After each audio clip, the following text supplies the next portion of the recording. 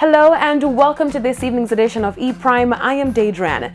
The University of the West Indies was founded 70 years ago, and to commemorate the 70th anniversary, the UWI Chancellor's Week 2018 will celebrate with exciting and engaging activities which will personify the intellect, rich and diverse culture of the Caribbean. The week-long celebration of 70 years of service, 70 years of leadership is hosted by Chancellor Robert Bermudez. The first event was held on Monday night with an invitation-only welcome gala reception on the lawns of Jamaica House, while yesterday nostalgic conversations with interactive public forum was hosted at the UWI regional headquarters.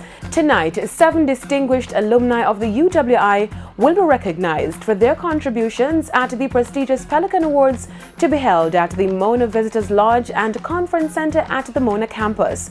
E-Prime spoke with the registrar at the University of the West Indies, William Iton, who outlined why the Chancellor Week initiative was implemented. We planned the calendar of activities for the year. We needed to have a vortex, and we thought that July would have been a good month to bring everybody together. He also gave details on the entertainment-focused events which will kick off this Friday. So we are hoping to bring together contingents, delegates from the 4 campuses, converge on the UWI Mona Bowl, where we have a T20 cricket match as the nucleus of that event, and then a celebration of our oneness. Hoping to make it a family day. So we inviting all our employees to bring their kids to work, and then in the afternoon we go down to the Mona Bowl and have a wonderful day. On Saturday, the Pelican All-White Party, we are partnering with Sun Nation on that event. UWI alumni and promoter at the party before Hassani Samaj also gave details about the Before Summer Ends school event slated for this Saturday. We have Illusion Sound, Copper Shot, Fatalic, a great venue, safe parking, and see you guys before summer ends. Tomorrow, the Guild of Students on each of the 4 campuses will stage Pelican Projections, a university for the future, UWI then, UWI now, and UWI to come at the Mona Faculty of Law Lecture Theatre. Reggae dancehall songstress Elaine is on a new journey since being baptized last weekend.